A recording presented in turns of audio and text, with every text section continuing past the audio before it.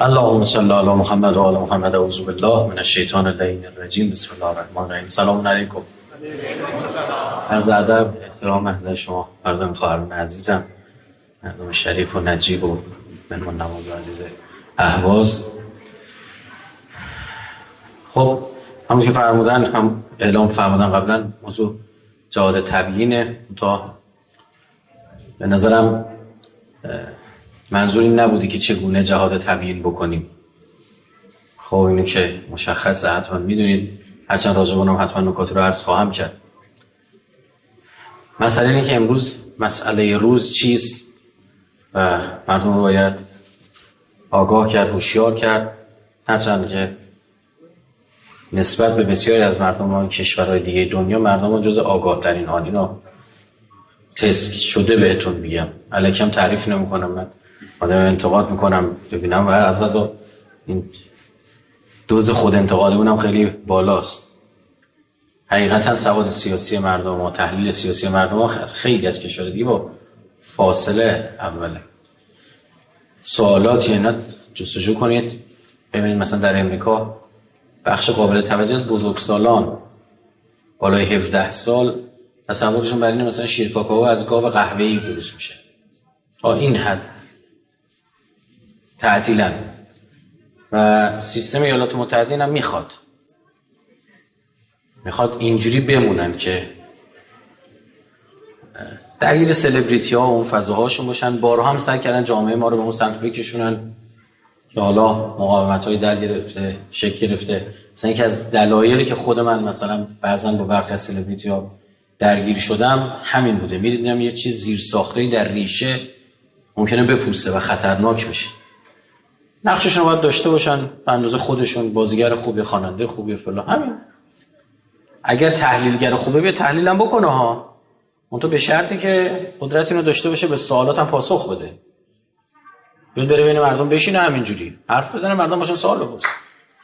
خب ببینید، همه چیز ما آدما به معنی واقعی کلمه مغزمونه. وقتی دستگاه محاسباتی و تحلیلی کسی ریخت به هم،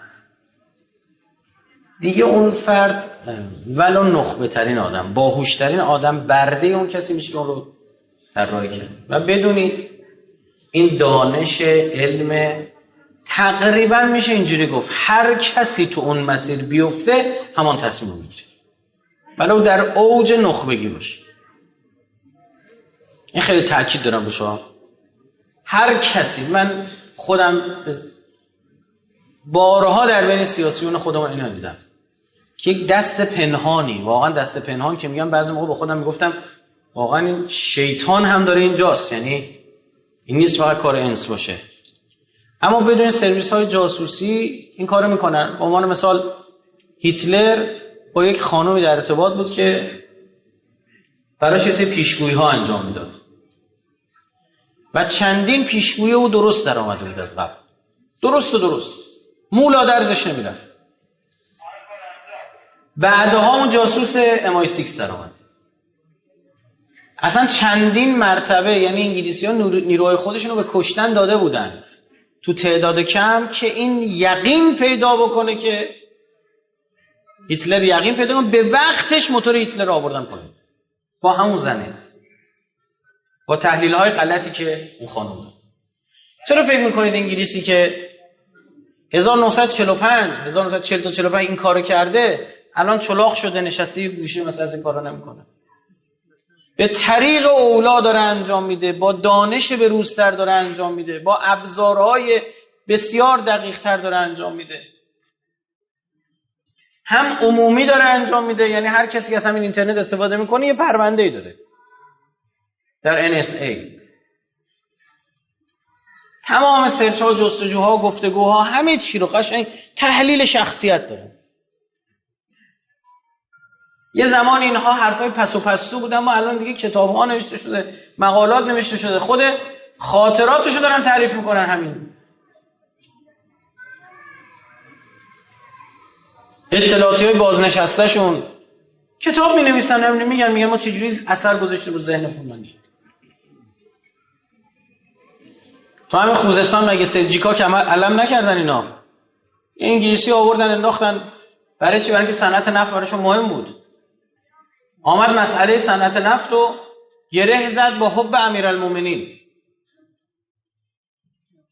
در کنار اولین چاهای نفت خوزستان در مسجد سلیمان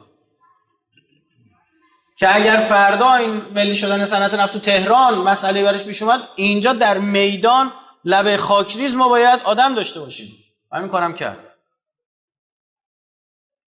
شعار درست کرده بودن، هیئت میرفتن سینه زنی میکردن، دو دمشون این بود هر که مهر علی مینه دلسه صنعت ملی نفت سی چنسه. مهر و محبت علی دارین، نفت نباید داشت بخواد. همچی میگم با سر رفت کوبید به این نرده، این آهن سکوی حفاری، خون ریخت. برهنه میشه میرفت تو بیابون، یه تیکه دست اینجوری با کاغذ بریده بود میذاش رو شونش، تمام بدن برنزه میشد، این تیکه جاش سفید میمون. میگه دست امیرالمومنین رو شونه من به مردم میشد. کفشاش تو پاشنش آهن ربای قوی داشت، جفت میشد. اساش پیل الکتریکی داشت میزد به مردم، برق میگرفت، میگه جدم گرفت. مردم بقیه سادات میگفتن شما به درد نمیخوری، این از اینا تو برق میگیره درد نمیخوری. اون موقع این کارو میکرد، الان نمیکنه. چرا اینجوری فکر میکنی؟ اصلا بدیهیاته. بدیهیات اصلا تردید نکنید. اثرگذاری و دستگاه محاسباتی را تغییر دادن. نکته که اشاره صریح رهبر انقلاب در ماجرای حمله اسرائیل همینه. دستگاه محاسباتی صدام اشتباه عمل کرد، فکر کرد 3 روزه میتونه بیاد تا تهران رو بره بگیره، تو همین خوزستان موند 8 سال. ببین چقدر اشتباه بوده. 3 روز 4 روز تا تهران، 8 سال تو فقط تو همین خوزستان. در مورد مردم خوزستان اشتباه فکر کرد، در مورد مردم ایران اشتباه فکر کرد، در مورد توان نظامی ما اشتباه فکر کرد. دشمنی بود که دوستش رو بندازه جلو، احمقو میندازیمش جلو.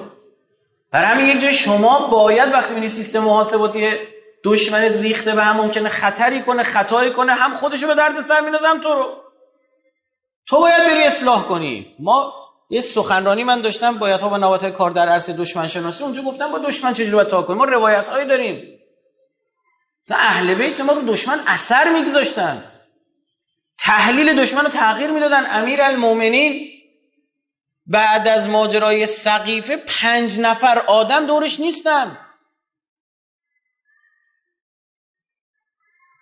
25 سال بعد شکار کردی که مردم میریزن اون دور میگن فقط تو.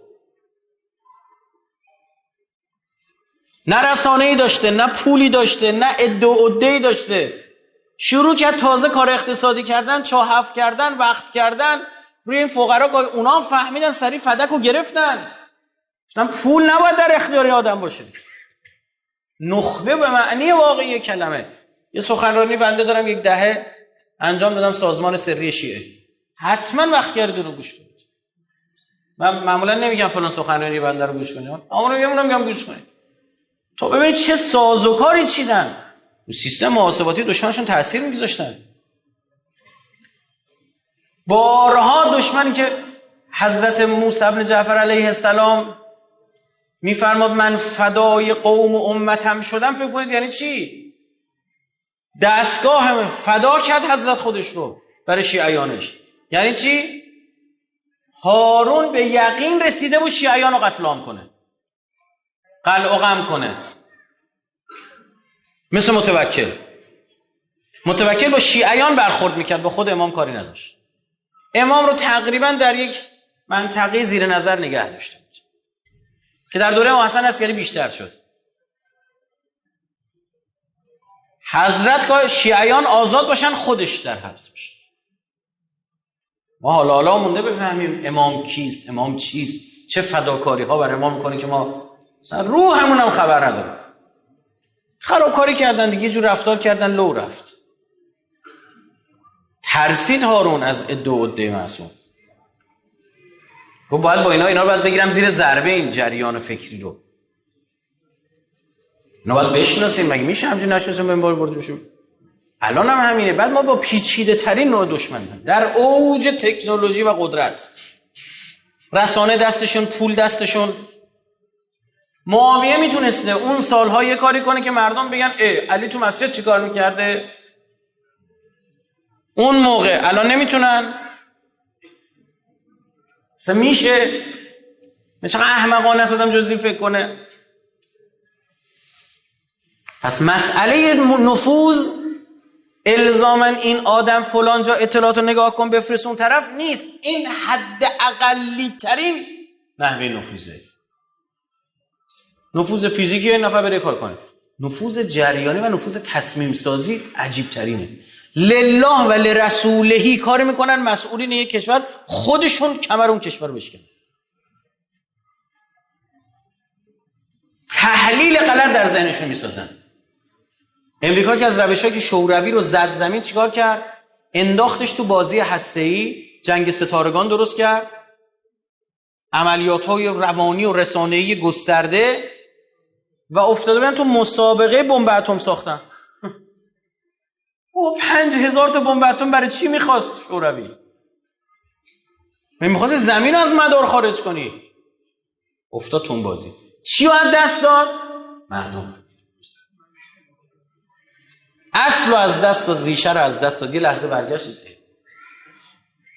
نمونه دیگهش اوکراینه. اوکراینیا با روسا اصلا همزمان، هم نژاد، هم زبان، همه چی. شروع کرد کار کردن. اول فرهنگی غیریت ساخت، اونا با تو فرق دارن. فوش درست کرد، جوک درست کردن واسه همدیگه، زدن همدیگر، از هم کشتن. دشمنی و خون ریخته شد. خون که ریخته شد این تثبیت شد. مرحله دوم این اجتماعی شد، این جریان فرهنگی مجتمع شد. انقلاب‌های رنگی شکل گرفت در اوکراین. جریان اون طرفی غربی را آمد سر کار. یعنی مسئله سیاسی شد. به این فرهنگی اجتماعی سیاسی و امروز نظامی. همین کاری که امروز دشمن در جمهوری آذربایجان، مردم جمهوری آذربایجان واقعا باورشون اینه که اینا یک کشوری بودن، روسیه شمالشون رو گرفته بوده، ایران جنوبشون رو. روسیه شمال عرس رو گرفته بوده، ایران جنوب عرس. این آذربایجان یک کشور بوده. اینجوری تصور می‌کنن. بعد چی شده؟ روسیه پس داده اونجا رو، ایران پس نمیده. در کتابای درسی و تاریخشون می‌نویسن وقتی این تو کتابا بره و مسئول ما اینور ساکت باشه، باید زمین و زمان رو به هم می‌دوختیم همون موقع. آدم هوشمند و باهوش و دشمن شناس این مقدمه اینه که فردا این می‌خواد 20 سال 30 سال دیگه ادعا بکنه در مورد جنوب عرس. روزی که اصلا شمال عرس هیچ وقت اسمش آذربایجان نبوده. شمال عرس اسمش آران و شروان بوده. آلبانی هم بوده. هیچ وقت اسم اون شمال ها گذاشتن آذربایجان ما باید داده بیداد میکردیم. یا مثلا دریای خزر چی؟ دریای مازندرانه. دریای درستش کاسپیان. همه انگلیسی ها عربا میگن بحر قزوین همون کاسپین همونه. بعد ما میگیم خزر یه اسم غیر مرتبط. زمان دهه 70 متاسفانه با اصرار الهام علیف ایران هم پذیرفته نگذاشت که خزرهای قوم وحشی بودن، از مغولستان بلند شدن اومدن 1000 سال پیش در شمال قفقاز تا زمان با مسلمان هم جنگیدن. خیلی هاشون هم دیدیم مسئولین بزرگانشون خیلی هاشون یهودی شدن چون نمیخواستن مسیحی بشن، اروپایی ها روشون اثر بذارن، نه مسلمان بشن، جنوبی ها یعنی ما روشون اثر بگذاریم. یهودی شدن. بعدن همین شدن یهودی اشکنازی که 90% یهودیان امروز که اصل صهیونیسم مال ایناست. هنوزم نگاه بکنید این آخونداشون، این خاخاماشون، این کلاه پشمی که سرشون میذارن همون کلاه پشمی که رو قفقاز اینا تو سرشون میذاشتن. شده نماد دینی در حال داره منطقه گرم. مثلا گذاشتن کلاه پشمی اصلا موضوعیت نداره. تحقیقات ژنتیکی هم انجام شده، توشون ژن مغولی دیده شده. همین نتانیاهو اینا همشون اون طرفی هم. مال بلاروس و لهستان و مال اون منطقه. این چطور میاد تغییر میده تاریخو؟ وقتی نحوه فکر شما عوض شد خودت با خودت میجنگی. یعنی امروز مردم آذربایجان ما جز ایرانی ترین ها از نظر ژنتیکی. آزمایش ژنتیکی صورت گرفته توسط کفار، نگی جمهوری اسلامی انجام داده. ایرانی ترین اقوامن، از غذا خیلی هم سالم موندن، توی کوه ها بودن، به این سادگی نبود هر کسی بتونه حمله کنه بیاد بره. طرف عمیقا میبینید داره احساس تعلق میکنه به مغولا. عجب. نتیجه چیه؟ نتیجه شستشوی مغزی. این شستشوی مغزی یعنی اطلاعات غلط دادن. انقدر اطلاعات کانالیزه شده به خورد شما میده، دیگه سیستم محاسباتی شما تغییر میکنه. مثل آدم میشه که هر چی بهش بگی، دیدی مثلا بعضیا رو اخبار خوب صدا سیما رو که دارن گوش میکنن فوش میدن. میگه بابا دیگه کار میگه دارم یه کار روغ اینا. سیل اومده جون کار سپاه. زلزله اومده کرمانشاه. زیر زمین. آره زیر زمین موشک دو. زیر زمین موشک شلیک کردن تو دیوار. ببین چیا میگن؟ نه اینا کار خودشونه. اصلا ببین یه تحلیل عبارت کار خودشونه، یه نوع تحلیل دیگه. همه چی آسون میکنه. لازم نیست زیاد فسفر بسوزونه. خنگا اینجوری تحلیل میکنن. چون لازم نیست خیلی زحمت بکشه، میگن کار خودشون از بیخ ماجرا حل میشه. هر چی بشه کار خودشون. تمام شد. دستگاه محاسباتی وقتی دنبال مزه آدام سه رئیس جمهور ما بودن یعنی چی؟ یعنی بدونی به این آدم چجوری باید نزدیک بشی. یه پرونده بود یکی شکایت کرده بود. از یکی از مجموعه امنیتی از ما خواستن، گفتن که شما میتونی خبر داری، چون آدم اومده پیش من یه حرفی زده بود. اگه میشه مثلا شما برید یه توضیحی بدید به بازپرسی. بعد گفتم بابا نه سر پیازیم نه تعویض. گفتم برو باش. بعد رفتم اونجا، من قاضی رو نگاه کردم، دیدم بازپرس از این ور تا این ور عکس اساتید اخلاق زده بود پشت سرش. یعنی بعضیشون بودن منم نمیشناختم. گفتم آقا این ایشون کیه؟ گفتم ایشون بودن اسم ما شنیدیم مثلا اینجوری. عکسای بعضن یونیک ها، یعنی مثلا از آیت الله کشمیری عکسی گذاشته بود که من هیچ جا تو اینترنت ندیده بودم. خیلی خاص بود. این روحیش چیه؟ این از اوناست که دنبال استاد اخلاقه. آره یکی بخواد به اون نزدیک بشه از همین راه نزدیک میشه. مثال میزنم، احتمالاً الان سخنرانی بشنوه. واقعیته. تحلیل میکردن، گروه جاسوسی دستگیر شد، دیدن تو اتاقای نهاد ریاست جمهوری وقت عکس‌ها و مجسمه ها و المان هایی که گذاشته شده بود رو تحلیل میکردن. بتونی به اون آدم نزدیک بشی. همون تحلیلی که کاسب با شما میکنه. نمیخوای بخری و میای بیرون میری دستت. خریدی؟ یعنی در زندگی روزمره این شستشو مغزی و این اثرگذاری چیه؟ الان مثلا در مورد خانوما تو هر کاری بکنه آخرش میری تو مقصر در میاری. چطور ممکنه اینجوری در میری میچرخی دوباره تو مقصری، از این ور میری تو مقصری، از اون ور میری تو مقصری. ساز و کارش رو طبیعی یاد گرفتن. میگه بر این حضرت چو مشتاقان نیاز آرند نازارند. اومده نیاز داره میگه میشه این مشکلمو حل بکنی؟ بعد میگه تو کلاس بذاری دیگه، حالا بذار بریم چی میشه. میبینه همونم بلدن یه جوری میگن با یه ناز و ادایی، میگه تو هم یه چی بده کارم بیشترش. عجب. قرآن هم اینو میگه. قرآن میگه مال این حرفا نیستید شما مردم. ان کیدهن عظیم. کی چیکار کرد با یوسف؟ 8 سال فرستاش آبخونه‌ای بخوره. این یعنی چی؟ شستشو مغزی. از بچگی خدا اینجوری قرار داده. خدا این کار کرده که ما مردا تکفل خانوما رو از این جهت به دست بیاریم، کمکشون کنیم. اینو قرار داده. اصلا کسی دختر بچه و پسر بچه دارن میدونن. هم بچگی فرق دارن. این لرن کرده، این آموزش دیده در طول سال. خدا اینطور قرار داده.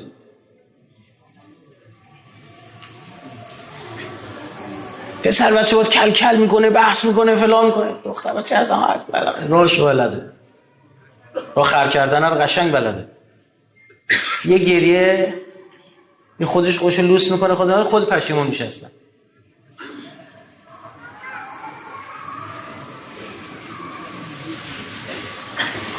این هست. حالا فکر کنید اساتید روانشناسی، جامعه شناسی، نوروساینس، نمیدونم چی، همه نشستن میخوان طراحی کنن. میگن ما میخوایم این کشور رو متوقف کنیم. چی کار باید بکنیم؟ یک، منابعش به سمت درست نباید بره، به سمت اشتباه. درسته؟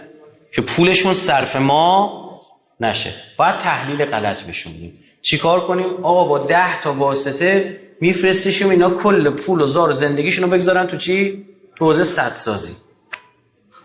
بعد خرشون هم میکنیم. میگیم شما سومین کشور سدساز جهانی. بعد یکی میگه خوش نپرسید اینا که همه چی ما رو تحریم میکنن چرا این دانش سدسازی به ما انتقال بده کرد؟ یه کار میلنگه. بعد چیکار کردی؟ میلیاردها دلار پول تو چیکار کردی؟ صرف سدسازی کردی. تشتکای بخار درست کردی.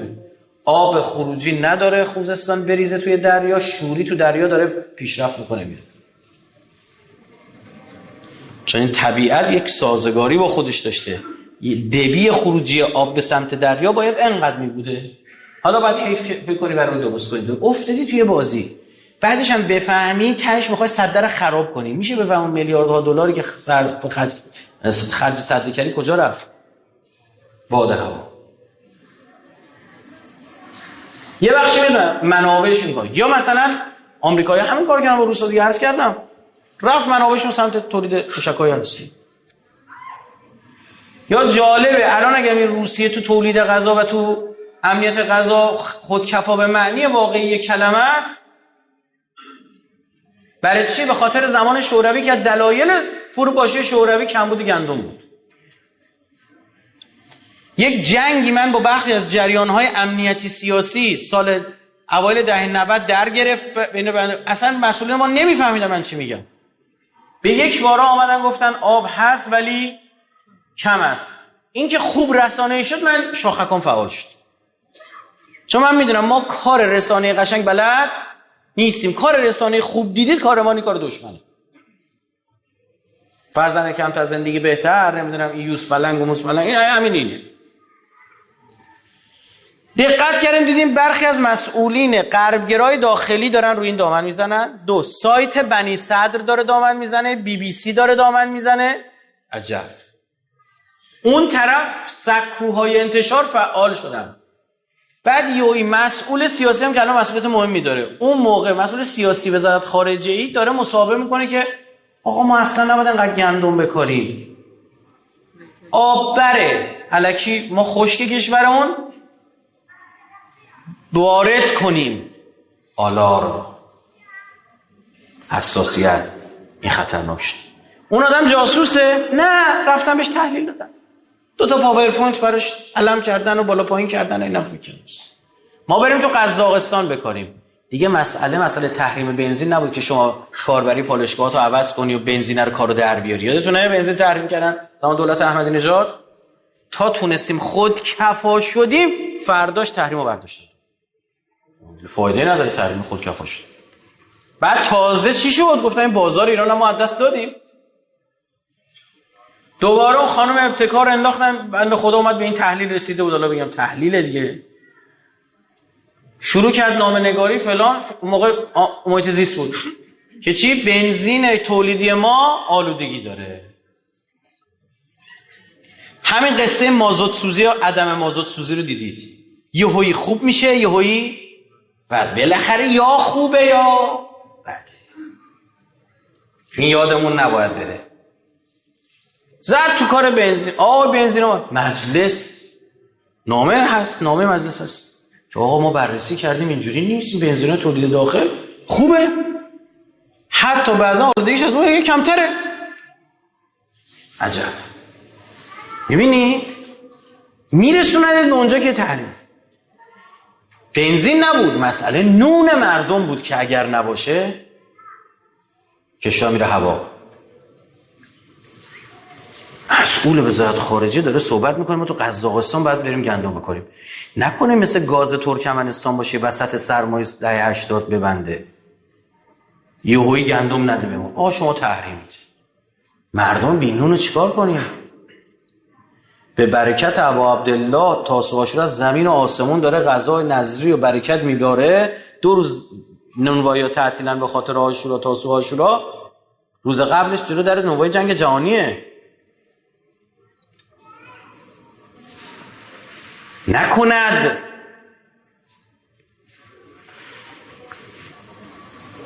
بیشتر پیگیری کردیم، گفتیم خب باشه شما راست میگید، میگید آب بره باشه، چرا هندونه وارد میکنید؟ چرا هندونه میکنید؟ هندونه رو وارد کن، گوجه خیار رو وارد کن، اینا رو چه گندم رو دست گذاشته. حالا گوجه خیار نباشه تو بازار به جای بر نمیخوره، هندونه نباشه مردم میگن مردی، اما گندم کلیدی. میبینید؟ یعنی میاد میره تو دهن مسئول ما، این مطلب میاد بیرون. من امروز از این مطالب زیاد میشه، از دهن بچه حزب اللهی ها وزن میاد بیرون. اینا نابود خواهد کرد کشور. مثالش ما الان 2 تا شیلنگ تنفسی داریم در حوزه ارز، پتروشیمی، فولاد. پتروشیمی و فولادهای ما فساد دارن؟ بله هست، همه جا هست. هرچی پول بیشتر باشه فساد بیشتر، نظارت کمتر باشه فساد بیشتر، سازوکارهای غلط باشه، همه اینا هست. اما ام الفساد در جمهوری اسلامی اینا نیستن. اینا از قضا ارزان بانکان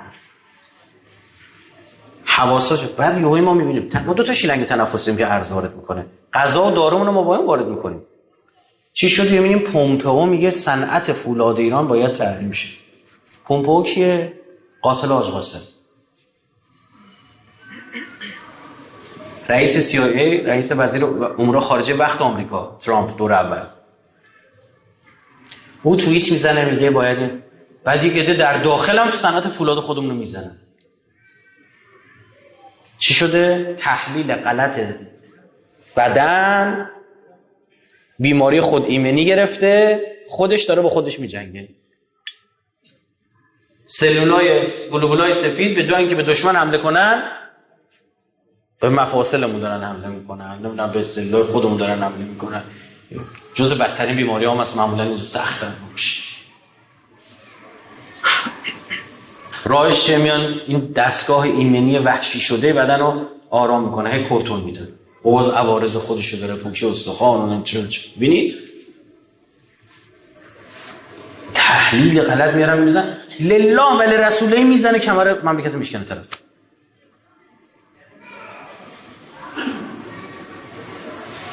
تغییر دستگاه محاسباتی یعنی این اصلا کار نیستش مثلا آمریکایی بیاد اسرائیلی بیاد موشک بزنه تو هم موشک بزنی. این اصلا تابلو واضح، مردم مطالبه میکنن ها. این چیزی که از درون. یه مثال دیگه براتون بزنم آی مردم. دهه 60 که آقای میرحسین موسوی رئیس دولت بود، نخست وزیر بود، اون موقع ساختار پارلمانی بود، نخست وزیر همه کار بود، رئیس جمهور یه شغل تشریفاتی بود، استوارنامه سفیران قبولی، هر سفیر میاد سلام علیکم استوارنامه خدا حافظ، کاری نبود رئیس جمهور. اون موقع جنگ هم بود، یه بخشش هم حق داشتن، چاره‌ای نداشتن، باید خرج جنگو در اومدن. از کجا رفتن قرض کردن پولا رو برداشتن؟ صندوق‌های بازنشستگی. نسبت صندوق‌های بازنشستگی چی بود؟ 18 نفر کار میکردن پول میدادن، 1 نفر بازنشستگی میگرفت. این فوق العاده عالیه. اون صندوق خیلی جوانه، نسبت جهانیش که این یر به یره 6 به 1، یعنی اگر 6 نفر حق بیمه بدن 1 نفر بگیره. کمتر از این باشه یعنی اون صندوق میره به سمت ورشکست شدن، یا باید حقوق بازنشسته رو کم بکنه، یا به ازاش چیز دیگری به بازنشسته بده، یا به قولی حکومت خلق پول کنه. نداره پول چاپ میکنه میده به این پول چاپ کردنه موجب چی میشه؟ باریکلا طبعا نسبت 6 بگ. الان بهترین صندوق ما صندوق تامین اجتماعی 4 به 1، 4 به 1، یعنی 2 تا الان کم داره. این دوتا کمر رو خلق پول دارن میکنن. همین میشه که مثلا وزیر نامه میزنه به بانک رفاه، میگه حقوقا رو بده، وام بده، حقوق بدیم.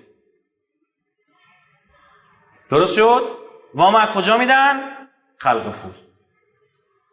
قبلا اسکناس چاپ میکردن، الان اسکناس تایپ میکنن. گوش کنید، در صندوق کشوری و لشکری فاجعه به مراتب بالاتره. صد رحمت به تامین اجتماعی، چون مردم عادی بودن. عدد رسیده به 6/10. 18 شیشه که درست بوده، 4 که کمه بهترین کشوره، 3 2 1 هم نه، 9 دهم 8 دهم 7. معنیش این چی؟ یعنی 6 نفر کار میکنن، 10 نفر بیمه میگیرن. تازه بحران بعدی چیست؟ این 1060 هایی که اصل برآمدگی هرم جمعیتی هن، بازنشستگیشون داره شروع میشه. درسته یا نه؟ خب نگاه کن، این کشور یونان میشه بفرمایید برای چی رفت جزیره هاشو فروخت؟ با آمریکا قرار بود؟ نه. دشمن بود؟ نه. عضو ناتو نبود؟ نه. اتحادیه اروپا؟ بله. کشور متمدن قدیمی، کلی همچی چیزای توریستی، جز اینه صندوق بازنشستگی خوردن زمین. دولت پول نداشت، شروع کرد جزایرشو فروختن. بعد یک جوان اینجا که مسئولیت داشت، آگاه بود، اومد تذکر داد، گفت نشه یه روزی شما ابو موسی تون به بزرگتون به کوچیک بفروشید. از الان به فکر گوش. اینو عوضش کردن. طرف ماشینش صدا میداد، پنبه کرد تو گوشش، حلش دیگه انشالله خراب نمیشه. مسئله رو حل نکردن، منحل کردن مسئله رو، صورت مسئله رو پاک کردن. بعد ما با یک از این آقایون مسئول جلسه بوده، برگشتیشون میگه که ما یه 5-6 میلیون دیگه آدم داریم تو کشور که اینا بیمه بازنشستگی. من رفتم حرم امام رضا دعا کردم این توفیق رو من بده، این 5-6 میلیون هم به اون اضافه کنه. یا اول فضیل، اگر اسرائیل میخواست داخل تصمیم بگیره همین کارو باید میکرد. در فرانسه به خاطر 1 سال اضافه شدن سن بازنشستگی ریخ هم کل مملکتشون. درسته یا نه؟ ما 400 تا عنوان شغلی داریم در کشور که بازنشستگی پیش از مدت. در همین امامزاده رو ببندن، در مقبره مطهر علی بن منصور ببندن، بگن تا فردا صبح بشین اینجا 400 تا شغل شما بنویسید، ما نمیتونیم بنویسیم. 400 تا شغل بازنشستگی بیش از مدت دارن. یعنی طرف تو 25 سالگی اوج جوانیشه، تازه به بازنشستگی ها اضافه میشه به حقوق، در حالی که کار کردنش هم حذف شده، تولید کنندگیش حذف شده، اومده به این ور وایس. حالا چیکار کنه؟ همین قصه تامین اجتماعی ها، مثلا حالا همین فولادی که انقدر بهش فوش میدن، بخش بزرگی از سهامدار پتروشیمی فولاد سهامدارش کیه؟ همین تامین اجتماعی، صندوق‌های بازنشستگی. خب اینا هر چی بیشتر سود کنن حقوق میدن به بازنشستگی. طراحی رو میبینید؟ یعنی میاد دشمن طراحی میکنه از درون شما رو میشه. من چه در دولت‌های رئیسی، چه حالا کمتر، واقعا کمتر، به وفاق اینا میخوام بر نخوره فعلا. خب اقدامات اینجوری من اعتراض میکردم. مثلا بحث ما آقای قالیباف یک از جایی که اصلی شروع شد سر وزارت بازرگانی بود. تو این مملکت از قبل زمان شاه 12 مرتبه 2 تا وزارتخونه هم چسبونید، اصلا جدا کردید. چسبونه بابا دیگه بالاخره بفهم اینا باید بچسبونید جدا شن. هی صنعت، معدن، تجارت، این تجارتی وزارت بازرگانی، تجارت هی جداش می‌کردن. چرا؟ چون کالا بتونه وارد بشه. واردات صورت میگیره، تولید کننده نابود میشه. تولید کننده نابود میشن، چرا در مجلس هر روز تحسن. گفتن همونی کسی که وارد میکنه باید تولیدم در دستش باشه که بفهمه چقدر وارد کنه که تولید آسیب نبینه. یه متولی باید داشته باشه. فلسفه این دو تا با هم کنار هم باشه. اینه یک روزی رهبر انقلاب سخنرانی گفت من نمیدونم فلسفه این چی، این دو تا باید کنار هم دیگه باشه. ما سریع گزارش آماده کردیم فرستادیم. ما فلسفه‌اش اینه.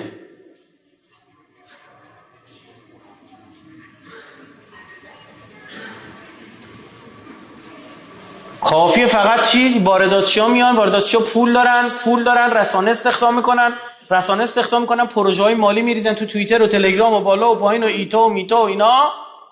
یهوی اون آدمی که هشدار داده رو میگیرن زیر ضربه. این جوون، این آقای فامیلش پادام بود، گرفتن زیر ضربه، از زمین و زمان زدنش. تمام کلیپ پخش شد که غیرتتون کجاست؟ میگه بیا بریم جزایر سگانه رو بفروشیم. کجا بدبختم چه حرفی. لعنت بر شما. بقیه هم میگه میترسن از اون حمایت کنن. چرا؟ میگن به ما هم حمله میکنن. ببینید میبرن شما رو در مارپیچ سکوت. یه حرف نمیزنی، هزینه زا میشه برات. ولش کن بابا.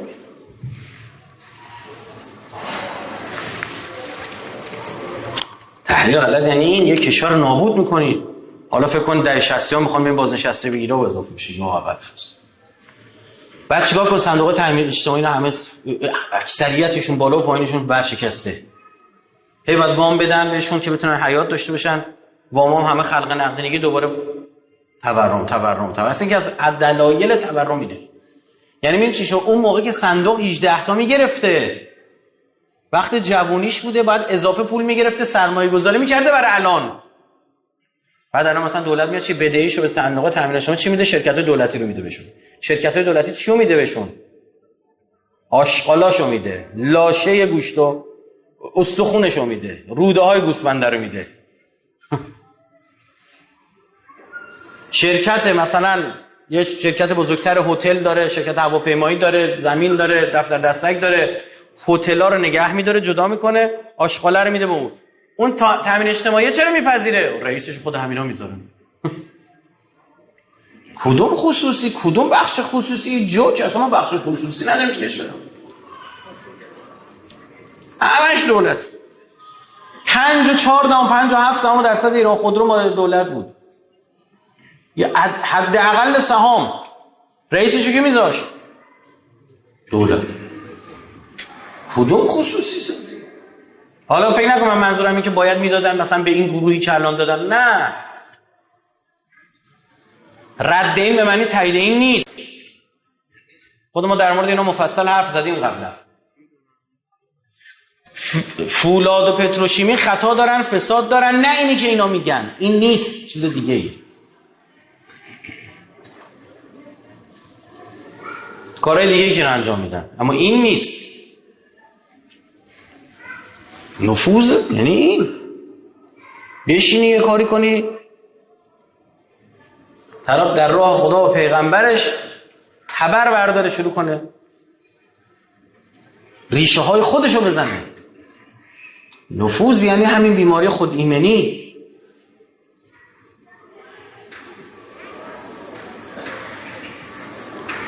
بله ما هم بد عمل میکنیم. چرا؟ چون بلد نیستیم منظورمون رو به مردممون درست برسونیم.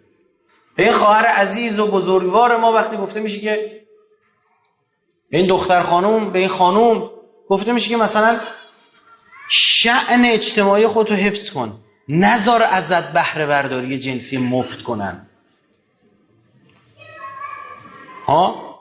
شما میگید حجاب، شما میگید پوشش. من اسم نمیبرم، احتمالا خودتون بفهمید. نقل شده در تاریخ، اهل سنت نقل کردن. میگه خونه فلان صحابه رفتیم، کنیزاشو نمیذاش، من نمیتونم توضیح بدم، مثلا مناسب لباس بپوشن. میگه تو کنیزی، مهمونای ما اینجا میان باید نگاه کنن، حال کنن.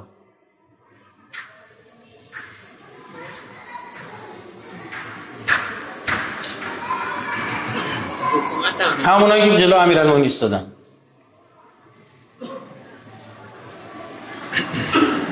طرف نقل میکنه، میگه رفتم در خونه همین آدم، گفتم اربابم کارت داشته پیغام برسون. نگاه کرد گفت تو چرا حجاب سرت گذاشتی؟ گفتم والا کنیز بود. گفتم بالاخره آیه حجاب نازل شده، ما هم دستشیم مثل بقیه. خیلی غلط کردی، وایس رفت شلاقو در آورد جلو در خونه، اینقدر با شلاق زدش. گفت تو بردار، حجاب مال زن آزاده است که تعیین میکنه کی ببینش کی نبینن. خیلی غلط کردی، تو رو همه باید ببینن. عجب. میخوای بری به اون دخترمون بگی آقا مگه نمیگید آخوندا برای موندن سر قدرت هر کاری میکنن؟ مگه نمیگن اینا؟ مگه نمیگن آدم میکشن، آدم میخورن، نمیدونم چیکار؟ مگه این حرفا رو نمیزنن؟ مگه نمیزنن؟ خب یه حجاب هم ول کنن. اینا به درد سر نداره که مثل ترکیه، مثل 100 جای دیگه. مسئله این نیست آخه. چون مسئله این نیست واقعا. بود میکردن.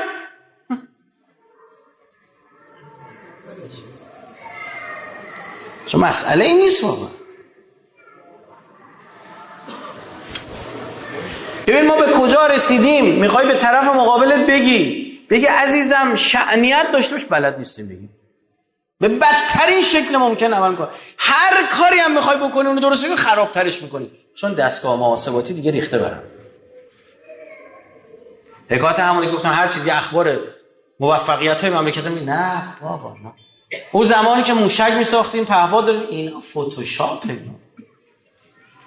اینا رو خود روسیه به اینا داده.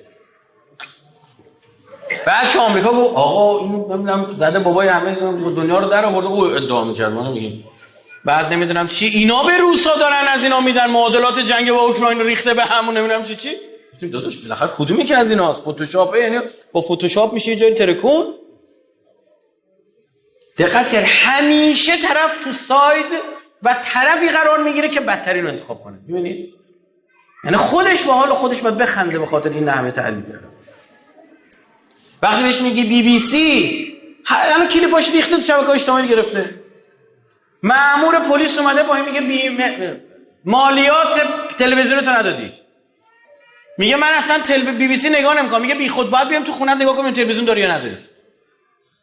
بی بی سی برای مردم خودش دولت انگلیس که خبر انگلیسی تولید میکنه مالیات میگیره، به زور پلیس میفرسته جلوی در خونه مالیات تلویزیون بیا بده. بعد برام چقدر ما رو دوست دارم، ما چقدر به اینا بد بگیم حضرت عباس. برای من شما فارسی خوشگل تولید میکنن خبر به هر طریق ممکنم به دست ما میرسونن. بنده کن خدا ما چقدر بد بگیم. این ذهنهای سیاه متوهم پارانوید. ببینید این مغزو یه کاری میکنن یه لحظه میشه اوکراین، نگاه میکنیم یه 500-600 هزار تا جوانت کشته شدن، 20% کشورت روسا گرفتن، همون آمریکا که میگه بجنگ پشتتو خالی که از زمین روسا گرفتن، زیر زمین آمریکایی‌ها تمام منابع رو گرفتن. بعد تا دیروز نماد آزادی خواهی بود، دوربین عکس فلان، بعد ترامپ مسابقه کردیم که مکسی دیکتاتوره. داش آزادی خواه دیکتاتور هیچ جوره توی ظرف جمع نمیشه. نشه یه وقت برگردی بگی نازکارا یا تن ساق و گلی که به جانم کشتم و به جان دادم به شاه، ای دریغا به برم میشکند. خود طرف تو بغلش بین خورد شد، خودش خود کرده را تدبیر نیست، زمین راه بازگشت نیست.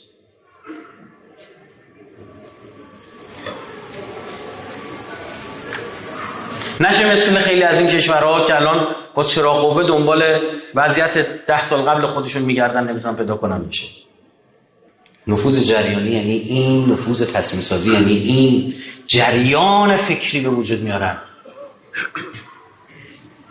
جریانی از خودباختگی، جریانی از تسلیم که والا بلا طرف با نیت محکم، اصلا چجوری بگم، با اراده قوی فکر می‌کنه داره به کشورش خدمت می‌کنه، نمیدونه داره ضربه میزنه. که بدترین هل ننبئکم بالاخسرین اعمالا، قرآن نمیفرماد میگه بگم بدبخت‌ترینا کیان؟ بذار من خدا از نظر ما ایکس و ایگرگ و زد و اینا بدبختن. خدا میگه حالا میخوام من بهتون بگم معلومه خدا اصلا توحیدی دیگه اصلا مولا درجش نمیگه. میفرما اون کسی که فکر میکنه داره کارو خوب میکنه. این بدبختی نه اون ور داره نگیرم.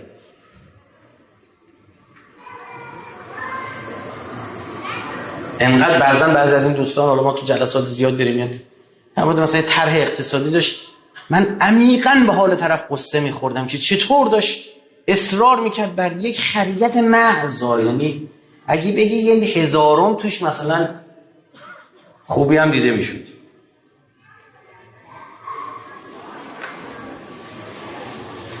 آره بعد میشینه الان مثلا مردم میره مسخره میکنه که سجیکاکر مثلا راه داده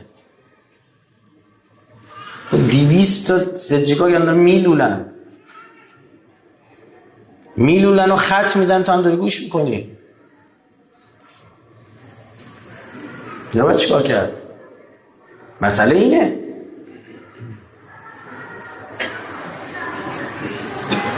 طراحی دارن اونا، سیستم های آماده مثلا همه عراقو ببینید نفت نمیتونه بفروشه. چرا؟ زیر ساختاش تغییری هم میکنه، ما هی میریم میایم این سالها اصلا انگار فریز شده. کار به اجازه شهرداری کربلا 4 تا جدول رنگ کرده، چراغ تیر برق گذاشته، ماشاءالله بابا برقشو نمیتونه درست بکنه. چرا؟ چون سیستمو فنی چیدن امریکایی. دیگه آمریکایی عراق رها کردن رفت، درست رفت، اما اثرش از طریق سیستم و رباتی که ساخته اونجا مونده. ساختار عشیره‌ای در ساختار اجتماعی عشایری در سیستم فلت سیاسی کاملا اثر عکس میده. طرف با 2500 تناسبی اونجا انتخاب، مثلا اگه زن باشی احتمال رأی آوردن بیشتره، درصد داری تو. طرف تو بغداد 120م شده بود، خانم چیز شد دیگه، رفت تو مجلس با 2500 تا طرف میره تو. بغداد شهر کوچیکی نیست، 7 میلیون جمعیتش، با 2500 تا 2700 تا میره تو. در واقع کی فقط اون رأی داده؟ عشیرش. اون نماینده مردم خیر، اون نماینده فقط عشیرش. و تو مجلسه باید چیکار کنه؟ برای عشیرش کنه. چیکار باید بکنه؟ استخدامی‌ها رو ببره بالاتر. استخدامی‌ها رو ببره بالاتر، همون سرطانی که الان اقتصاد عراق داره کماکان ادامه پیدا خواهد کرد. بخش عمده و قابل توجه تقریبا تمام بودجه میره برای حقوق دستمزد. کلی داعشی بودن که از دولت عراق داشتن حقوق می‌گرفتن، دولت عراق نمی‌تونست پیدا کنه، پاک کنه. سیستمشو نداشت. بخش عمده پول وقتی خورد شد، گوش کن، بخش عمده پول وقتی خورد شد دیگه نمیشه باش جاده ساخت. چون با 1,000,000 دینار 800,000 دینار نمیشه جاده ساخت. پول قبل اینکه خورد بشه باید بسازه، بعد خورد بشه. دقت کن، دولت نباید خودش حقوق بده، دولت باید روی پروژه ها حقوق بده. بگه آی شرکت ها بیاید این جاده رو بسازید، من پولتون رو میدم، جاده ساخته میشه، پولم تو جامعه پخش میشه. چون اون حقوق بگیره میره از بقاله خرید میکنه، بقاله از قصابه خرید میکنه، درسته؟ اون پوله میچرخه واسه. اما اگه اول خورد کردی، مثل حکایت اینه که یه رودخانه بزرگی داره آب میریزه، اون میتونه ژنراتور رو بچرخونه پشت سر. اگه از همون پشت سد آبا رو لوله بندی کردی، اون ژنراتوری که کنترل آب خودت هم نمیتونه بچرخونه. درسته؟ این میشه که وقتی تو حقوق بازنشسته هات موندی، یهویی نامه میزنه فلان وزیر رفاه به بانک مثلا رفاه، میگه 50,000 میلیارد تومان وام بده. 50,000 میلیارد تومان، بله چند تا پروژه رو میتونه بچرخونه، اما قرار نیست پروژه رو بچرخونه، میخواد خورد بشه حقوق صدها نفر. خلق نقدینگی کردی، تورمشو به وجود آوردی، اما ژنراتوری نچرخید. همینی که عراق میریم یه جاده هم تمام سرمایه‌شون هم خرج واردات میشه. اصلا اون مشکلی ندارن این ماشینای شولت اونجا جولون بدن، مسئله شون نیست. جاده نداره بهترین ماشینا. ببینید امیدی هست با آینده خیر. جلسه ما یکی از مشاورین آقای سودانی داشتیم، گفتم نکنید این کارو، دارید نابود میکنید. گفت کجا نشستین؟ 700,000 تا چقدر حقوق بگیر اضافی باز قرار بشه. با تموم شد. الان شهر عراق بیاد مثلا، نه برای چیده رفته. آقا همه مسئولین تقریبا تو عراق با انتخابات میان سر کار. تو کشور ما استاندار با انتخاب نمیشه. رئیس جمهور انتخاب میشه، رئیس جمهور میذاره استاندار، درسته؟ هم فکر خودش میذاره که کارش پیش بره. اما تو عراق اینجوری نیست. شوراهای استانی استاندار انتخاب میکنن. برای همین نخست وزیر از یه حزب، استاندار از یه حزب دیگه، صبح تا شب دعوا. چیده اینو، اسمش هم چه؟ دموکراسی. دیکتاتور گذاشتید کنار، باریکلا به شما. چیده براشون، ساخته واسشون. حالا اونم تحریمن، اونام مثلا نه این نیست. بعد میفتی توی مسیری مثل اینه که دیدید کوه میان پایین شروع میکنن دویدن، نمیتونن وایستن، هی سرعتشون بیشتر میشه، هی گامه هاشون بلندتر میشه، هی برای جبران هی خلق نقدینگی بیشتری میکنن. بعد رئیس جمهورای ما که بعضیاشون بعضن یا غیر رئیس جمهور مسئولین ما که تابع بعضن پوپولیسم. مثلا آقای دکتر عبدالملکی وزیر رفاه بود، جز اینه گفت پایه حقوق کارگرها باید بیاد بالا، این اثر تورمی نداره. سال بعد گذاشتنش کنار. یعنی اختلافی بود بین یه تیم در دولت آقای رئیسی، این امام صادقی ها، و تیم آقای مخبر معاون اول. اینا گذاشتن کنار رو، اینا غلبه پیدا کردن. سال بعد یه وزیر دیگه آمده، همونجا همون دولت داره میگه مگه پایه حقوق ببریم بالا تورمزار. یه دولت، یه وزارتخونه، 2 تا حرف شب و روز 180 درجه مقابل هم. یعنی راهبرد اقتصادی مشخص. و بفهمه رئیس جمهور متوجه بشه که اینا دارن بهم میگن یعنی چی. وگرنه محیط زیستی میاد برای تو چیکار میکنه؟ اصلا یکی از روش‌هایی که در کشور ما موتور توسعه رو متوقف کردن بحث محیط زیستیه. بهتون بگم که شما هم دید دستگاه اطلاعاتی ما وقت جاسوس گرفتن اونجا.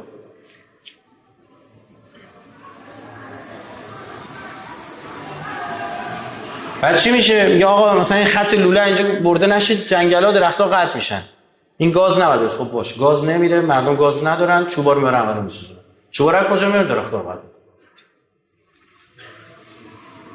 مثالشه.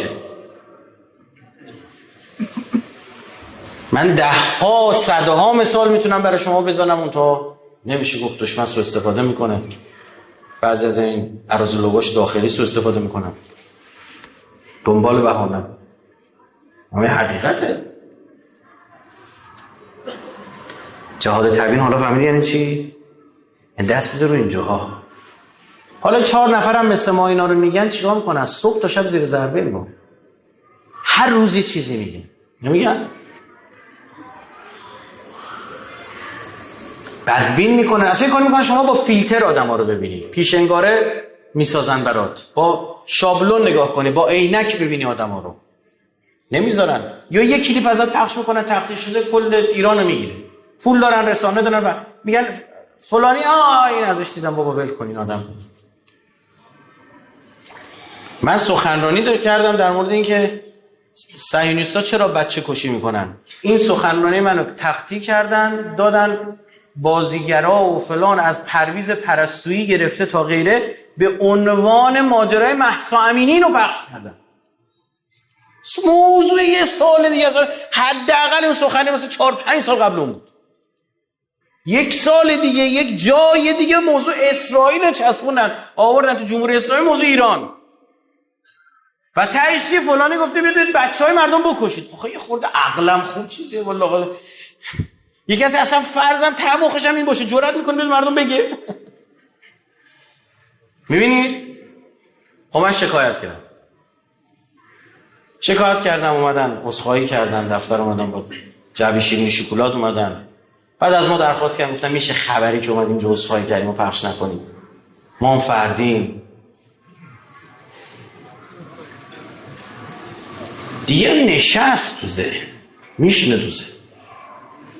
بعد مردم، اون واقعا اون کسی که گوش نمیکنه حق باید بهش بدیم. میگه یارو گفته بچهای مردم بکشید، چی اینو گوش کنم؟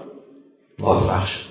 یعنی همون که میخواست رو آگاه کنه رو بست، اون کانال کور کرد، هوشمندانه بدبین کرد.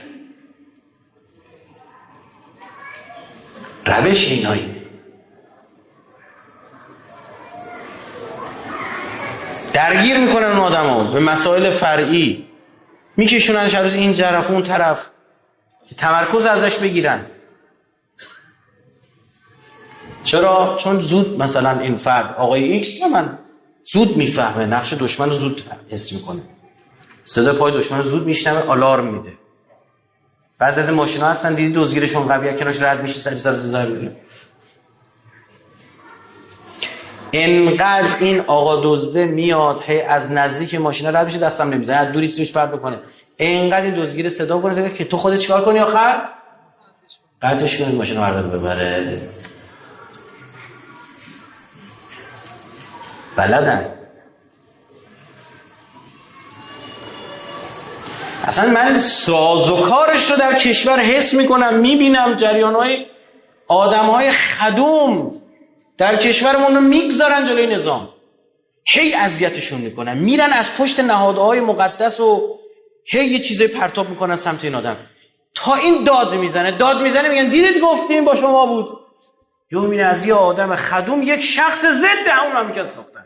چرا گفتم اون سازوکار روانشناسی رو میدونیم. چندین مثال داره شما میتونید. بعدش هم نمیگن این شد، این گونه شد، ما کردیم اینجوری شد، میگن بود ما کمک کردیم بیرون بریزه.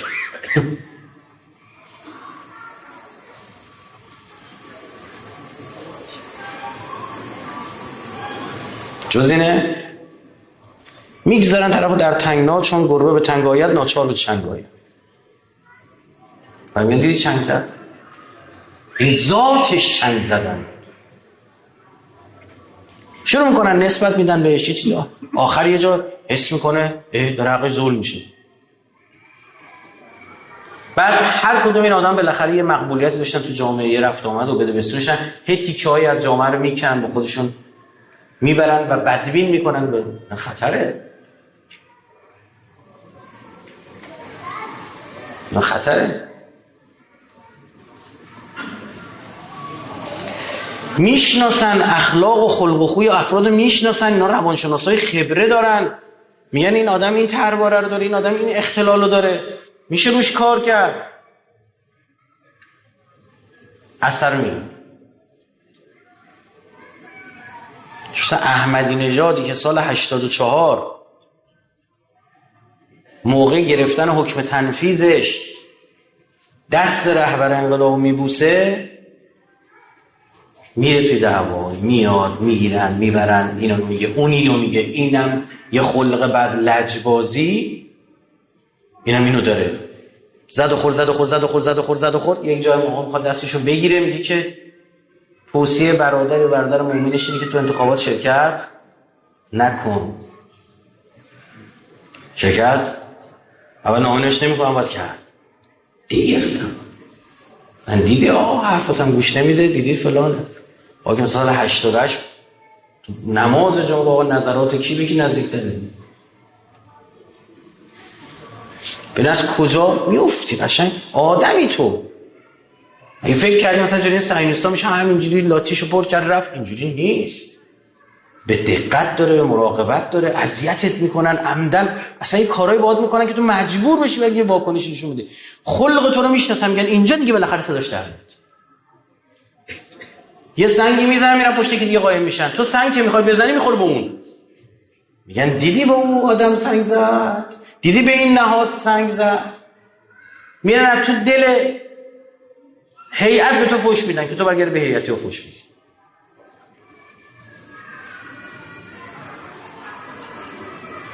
میرن تو دل بسیج به تو فوش میدن مثلا که تو برگردی به اصل بسیج فوش میدی. یعنی خطاست. اینجاست که صبوری میخواد، اینجاست که این مسیر استقامت میخواد، اینجاست که دل بزرگ میخواد، اینجاست که تفکیک میخواد، اینجاست که بگی این از آن جداست.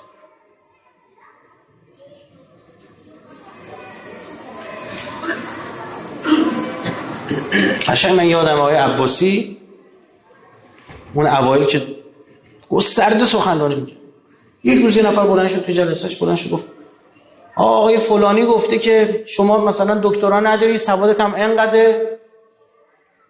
معلوم بود مرض بود. آقا راست مثلا دکترا مثلا دیپلم مثلا اول ابتدای من چی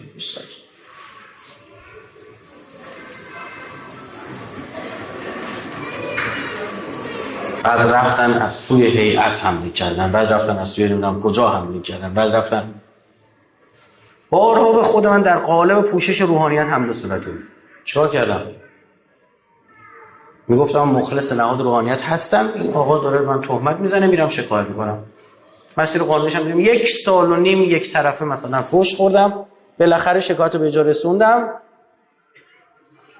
الان طرف اومده میگه محکوم شده مفصل اساسی، حالا میگه مثلا من نمیدونم بنزین میریزم رو خودم اگر فلان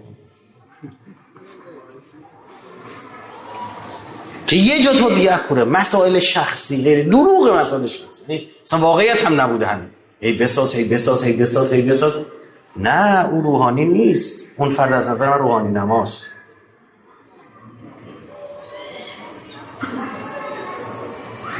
رفتن سراغ یکی از این مدعاهای بزرگ، گفتم آقا شما خبر نداری این شریعتی الانه، این میدونه اعتقادش چیه؟ اعتقادش اینه ایکس ایده یک شر و برای گفتم مرغ پخته میگفته خندش.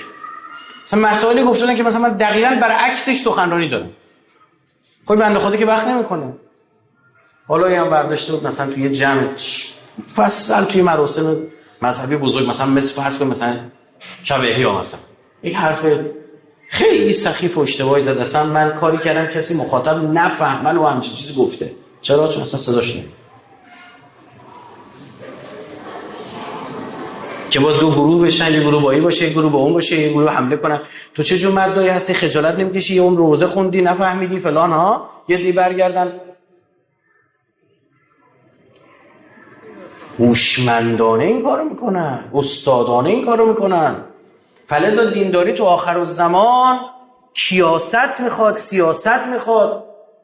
اگه یه فاسقی اومد براتون خبری آورد باور نکنید، چک کنید، از خود طرف بپرسید. عکسش هم بود مثلا رفته یه گروه بودن رفتم سراغ یکی دیگه از مدعاهای عزیز، شروع کردم چرت و پرت گفتم اینا که شما دارید میگه هیچ کدوم راه پور نمیخوره. من برعکس اینا ازش شنیدم. پاشید برید بیرون. گفتن خواهش میکنیم این فلش رو بگیرید کلیپاشو این تو ریختیم بشه. فلششون هم قبول نکرده. گفت اصلا من نمیخوام اثری از شما اینجا بمونه. پاشید برید گمشید بیرون.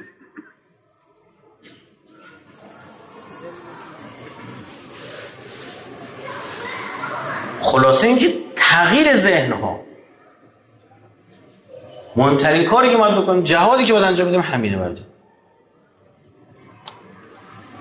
هیچ کس مثل شما خانواده‌تون نمیشناسه، داییتون نمیشناسه، باجناتون نمیشناسه، برادرزنتون نمیشناسه. چون این گروه‌های خانوادگی میدونی میگی من الان بفرستم یه شوکی میشه. از این آدم بفرستم گوش نمیکنه، بذار از اون آدم بفرست. بذار مثلا رایفی پور گفتن رایفی پور خوشش نمیاد، نگم قال رایفی پور، رایفی پورش حذف کنم. آقا یکی دیگه گفته حضرت ابراهیم وقتی رفت دید یه جماعتی دارن خورشید میپرستن چیکارشون کرد؟ فحششون داد. شروع کرد آی شما نجسید، آی فلان فلان شد.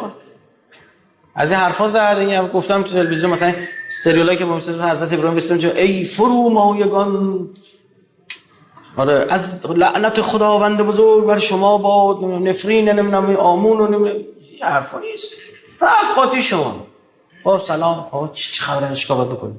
خورشید بس چیکار باید بکنیم؟ دستات اینجوری باش خود بعدش چی؟ بعدش اینجوری بریم بسم الله. شب شد. بخشید خدا کجا رفت؟ رسول همین کارو با ستاره پرستان کرد. شب این کارو کرد. این لا من افول کننده ها دوست دارم. خدا 24 ساعته میخواد. خدا که کشیک میره 12 ساعت به درد من نمیخوره. 12 ساعتی که نیست ممکن شهر درست شه. دیگه گارد نمیتونستن بگیرن. چرا؟ چون اینکه خودشون بود. ببینید استدلال میبینید اینجا طبیعی. یوم الزینه بود، روز پرستش خورشید، اول فروردین. همه شهر رفتن بیرون. و نظرتن فی النجوم، آسمون که نگاه کردید بله وقت میشه. خورشید داره در صورت فلکی ثور طلوع میکنه. 4000 سال پیش تو ثور طلوع میکرده. نه عمل الان که تو ماهی هست هیچ. اینا که رفتن بیرون رفت سراغ بوتا. زد بابای همشونو در آورد. تبرم گذاشت گردن بزرگه. اینا برگشتن این کار توی همیشه از شبهات مطرح می‌کنی. من چی شده مگه؟ زدن ریز کردم خدا رو. کجا ببینیم کار خود پدر سوختش. کی همین بزرگه؟ اون تبر توشه اینه دیگه. آلت جرم تو دستش. برو مگه سنگ آدم در این عجب نمیتونن خودشون دفاع کنن. بعد شما اومدید میتونن جرم بدن. این مسئله نیست که مثلا انتظارش میشه از سنگ. جرم معنوی است. یعنی میشه چیزی رو گردنش انداخت، بدبخت نمیتونه خودش دفاع کنه.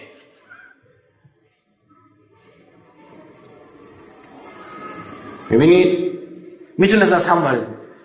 لعنت خدا بر شما باد، چرا خورشید را میپرستید ای احمق ها، ای فوش بو بو بو بو بو. اونم گارد میگرفتن جلوی. استدلال نحن ابناء الدلیل. منطق از همونجا که طرف گارد نمیگیره. خب عرب مهمان نوازی که یه نفر میومد تو عشیرهش تا 3 روز نمیپرسی تو کی؟ زشت بود بپرسی با چه کسی کار داری. اول 3 روز میداد میخورد یارو. بعد گفت ببخشید شما با کی کار داری؟ اینی که همچین سجایای اخلاقی داره، گیر نون بچه‌شه که دختر بچه رو زنده و گور کنه. همین ببین از این ور مثلا یکی رذیله‌ای که عادی بود اگه میرفته فلانی میاست چه دخترشو زنده بود که جهنم ما میکنیم. این بوده. چه فرهنگ شده بود. جوری جمعش کرد، نه عصا اژدها کرد، نه رو آب راه رفت. شناخت زبان مردم، به لسان قوم صحبت کرد. ما تلویزیون رفتیم یه شوخی کردیم، خیلی بهشون برخورد، بعدا رهبرم گفت همین رو گفت. اصلا چی نمیفهمن از گفتمان ایشون. به لسان قوم با مردم حرف بزنید. من شوخی گفتم به لسان قوم با مردم حرف بزنید، به لسان قوم صحبت نکنید. لو خیلی عربیش میکنید مردم نمیفهمن چی.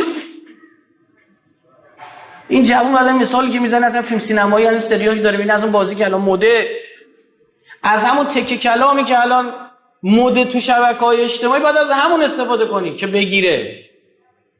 الان میخوای چی بار تلام بکنی بگو صلی الله ستر که مثلا اون میگیره چی میگه، هم میخندن خوشش هم یه گاردش باز میشه. باور کن فکر کنم چشمای ترامپ بترکه. من بعید میدونم کل کره زمین اینقدر کسی اینجوری حواله ترامپ چشمای ترامپ چیز داده باشه. خب کل شبکه اجتماعی میکردی همین بود. یه مثال همینجا همین الان زدم. لبخند و چهره مبارک تقریبا همتون بود. اما ببین برعکس بگید. مثال داره میزنه عمرو و زید و بکر. بابا الان عمرو و زید و بکر کجا بود؟ شهرامی برامی چه میدونم امروز ترش کن سارینایی نمیدونم. گفتم بگم عرضم تمام کنم. رفتیم مسجدی امام جماعت بلند شد تو مسئله بگید تو نماز. منم معمولا اگه جایی بشه نماز بشه نزدیک مسجد بشه میرم همونجا، فرق نمیکنه کجا باشم. اون رندومی مسجدا رو میرم. دو تا جوون نوجوان جلو ما زدن زیر خنده. چی شد؟ بعد بلند شد گفت احکام قرض داشت. میگفت چی گفت؟ یه امری به زید انقدر 10 درهم پول قرض. بابا درهم امر زید چی؟ تو خوزستان هم امر زید نمیگن به خدا. خب بعد چی شد؟ اینا زدن زیر خنده. اصلا یه هوش نکردن. گفت به زید کی پول داد؟ زید تو فرنگی هیچ دیگه است اصلا. رفت اصلا فضا چیز شد، از مسجد اومد بیرون. بچه خاطرات دیگه پیش میاد. تازه اون بچه‌ای که نگاه کن مسجدیه، نماز جماعت رو رفته چیکار کرده؟ شرکت کردیم. چی؟ الان شما این 80 ها 90 ها با هم بحث می‌کنن، میفهمید چی میگن؟ چتاشونو میخونیم یا اول فصل. ما که تازه با اینا خیلی فاصله نگرفتیم چی میگن؟ ستون نمیدونم خط خاطری هم بدون اون حروف مثبت رو حذف میکنن، حروفا میچسبونن. بعدش هم نباید گفت یعنی فوشی چیزی نمیدونم. همینه. بعد بابای میخواد با این حرف بزنه، معلمه میخواد بگه با این حرف بزنه.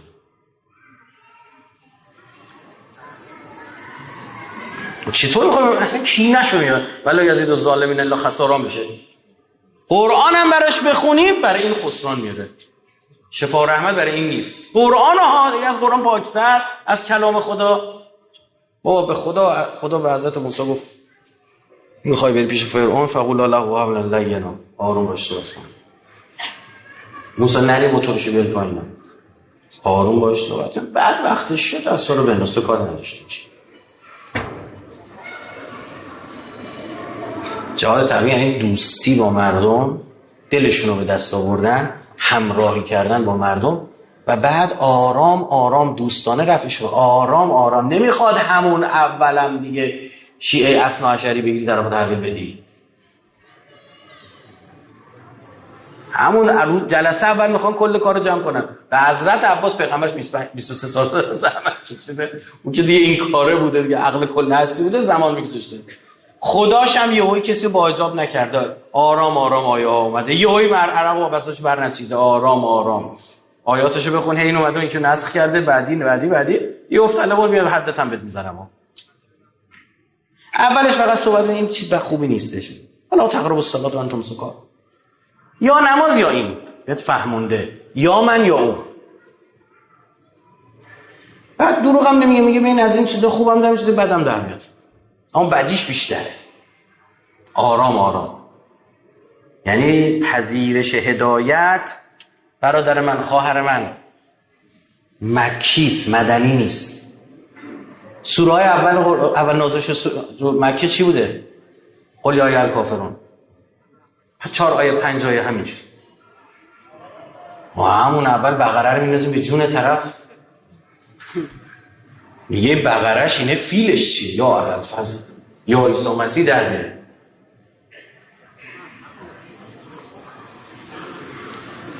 با دقت، با مهربانی، از کوره در نهی، حوصله میخواد.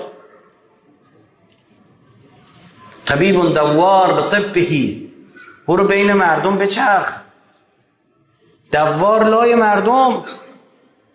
ما میتونستیم بشیم تهران سخنرانی کنیم، اینجا اومدن چی بود؟ گفتیم شبکه‌های اجتماعی ببین، نه همینجوری مردم یکی بالا عکس میگیره که نامه بهت میدم، یکی کاغذ بهت میده، درد مردم رو میشنوی، کاری هم نتونی حتی الان انجام بدی، حداقل میفهمی چه خبره تو جامعه. این که یه مطلبی برات بفرستن کجا، اینی که رو در رو اشک تو چشمشو ببینی، زبری دستشو حس بکنی، کهنگی کفششو ببینی، استرس این مادر رو بر بچهش ببینی. هر کسی به اندازه خودش رسالت داره. ما همتون رسولید. این معنی که رسالت داری تو خانواده زر عشیرتی که لحظه اصلا این خانواده و دوسته خودشون. حالا همین مثلا انسان اوکراین اومده، دوستانه برش رو نگاه کنی چطوره؟ حالا دو تا هم بهت وارد میکنه، اشکال نداره. اون یه ضربه چکش زدی، یه دونه اصلی، یه نقطه کاشتی، 2 تا 3 تا 4 تا 5 تا 100 تا میبینی یه چهره درست کرد، قلم کاری کرد. همون اول پرس نیست، یه تاپ بزنه صورت بده بیرون. پیغمبرش هم این کار نکرد.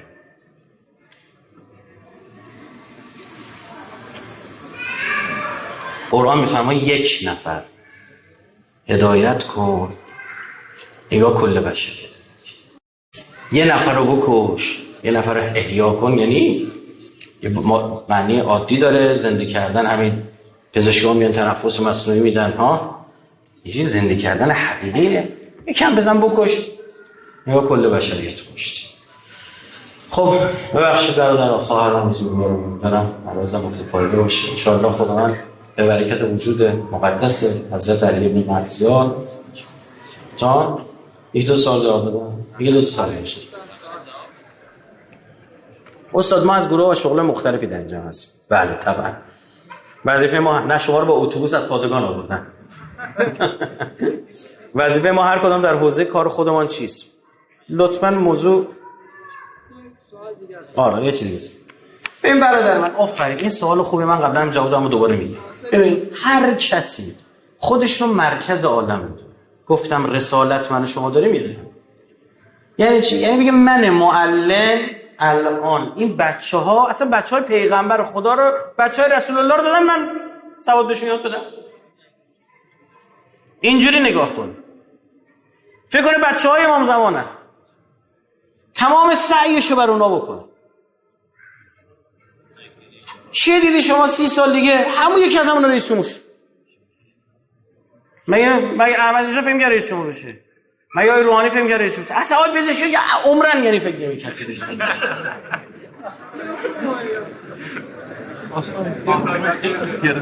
چی؟ رئیس ها. آره دیدم اونو. خب تو آبادان جواب دادم، فیلمش میاد بیرون، برو نگاه کن. در مورد وعده صادق 3. خب چرا جوانان امروز بیشتر به سمت فرهنگ‌های غربی گرایش دارن؟ ببین چون فرهنگ غرب ذاتاً شما رو به چی دعوت میکنه؟ به حس سهل الوصول جسمی جنسی هورمونی. تعارف نداره. یعنی طرف ولو با دیدن یه صحنه پرن تحریک میشه، هورمون میگیره، دوپامین میگیره. ببین من اینجا یه چیزی گفتم نداشته باشید.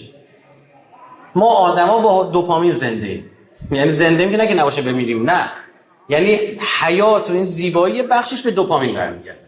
چرا؟ چون هورمون پاداش. همین گوشی تو شما باز میکنی چک میکنی دوپامین میگیری. میری در یخچال باز میکنی نگاه میکنی دوپامین میگیری. یه جوکی که تعریف کنی میخندی دوپامین میگیری. کار بازی انجام میدی دوپامین میگیری. کار بوغدار میکنی دوپامین بالا میگیری. غذا میخوری دوپامین میگیری. آره متامفتامین میزنی دوپامین میگیری. چقدر؟ اگر رابطه جنسی مثلا 300 واحد دوپامین داشته باشه، متامفتامین 1200 واحد. دیگه برای همین کسی که اونو مصرف کنه دیگه با هیچ چیزی سرخوش نخواهد شد. حالا به این پر نگاه کردن هم دوپامین میگیری. اما یه فرقی داره. سطح دوپامینش بله من قبلا اینجا گفته بودم با همون استاد دوباره صحبت کردم دیدم ایشون اشتباه گفته بود. سطح دوپامینش به اندازه متامفتامین ها نمیرسه، اما بسیار سهل الوصوله. یعنی چی؟ یعنی خیلی ساده است، خیلی نمیخواد انرژی مصرف کنی. شما مثلا بری غذایی باید بخوری، تهیه کنی، بخوری، هضم کنی، دوپامینشو بگیری، دوپامین بگیری بابتش. ها اینجا نه، با یه نگاه دوپامین میگیری چون سهل الوصوله اعتیاد آوره. خب ببین فرهنگی که به این گره خورده براش مهم نیست، بعد تو میخوای بگی برو چیکار کن؟ نه آقا هورمون خوبه، دوپامین نیست، سرتونین، اون چی؟ و بعد از عبادت میگی. جالبه این حس سرخوشی خوبی هست، شعفی که بعد از هیئت رفتن میدی. بعد اونم آدم شوخی زیاد میکنه، حس خوب. بعد از دوپامین افسردگی میگیری. جالب این دوتا هورمون هم با هم معکوس عمل میکنن. یعنی آمدن دوپامین سرتونین از بین میبره و برعکس. این فرقش چیه؟ این هورمون رضایته. تو اون شادی، تو این راضی، شعف واقعی قلبی داری. این بعد از چی؟ بعد از عبادت سطحش میره بالا. بعد از همین عزاداری امام حسین میکنی سطحش میره بالا. خب منظورم چی بود؟ میخوام بگم ببین غرب تو رو به سهل الوصول های زودگذر در دام اندازنده تو رو دعوت میکنه. برام بوده. نگاه به بچه بگی پسر همین شکلاته رو برندار، بچه روی میز شکلات برندار، میخوام برم یه ساعت دیگه چلو کباب بدم. برو بابا، من نمیخوام چلو کباب چیه؟ میگی نه این قند میگیری، مرض قند میگیری، برای خوبه، اون پروتئین داره، نمیدونم گوشت گوسفند اصلا نمیدونم چی میگه. والا بابا شکلاته رو بده رو تمام بر کن، 4 تا دیگه هم برندار. واقعا این همینه. اگه میخواید زندگی درست داشته باشی بابا ول کنه همین چیزو نگاه کنه، همین آقای کریستیانو رونالدو رو نگاه کنه، ببین بچه‌ش چجوری داره بزرگ میکنه. از تمام اینها دور نگه داشته. همین ترامپ میگه من به بچه‌ام گفتم سمت الکل نرن. اونی که میخواد درست زندگی بکنم، این آدمایی که موفقن، یا میگه رئیس جمهور آمریکاست دیگه، اون یکی از محبوب ترین فوتبالیستا، زحمت کشیده فلان، نمیذاره.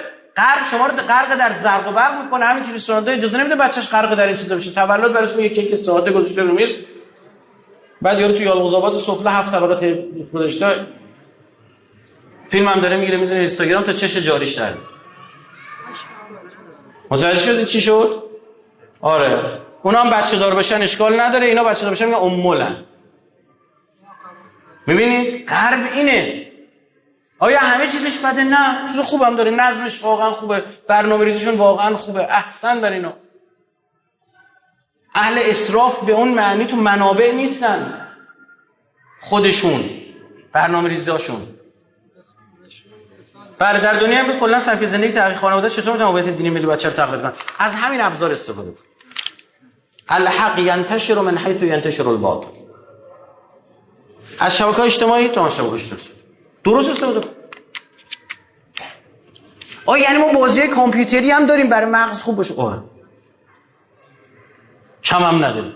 انیمیشن داریم که توش چیزی به بچه یاد بده. الا ماشاءالله. والا کاری که یوسف پیغمبر با مسلمانا کرد کلی از نهادهای فرهنگی ما نکرده بودن سریالش. والا اثری که مختار، سریال مختار تو نزدیکی روابط ایرانی‌ها و عراقی‌ها گذاشت 100 بار بذات خارج نتونست بذاره. چرا نشه؟ حالا فیلم سینمایی غربی‌ها دوربین حرام است. مثلا کی گفته؟ بله، تعجیل در فرج امام زمان صلاتم.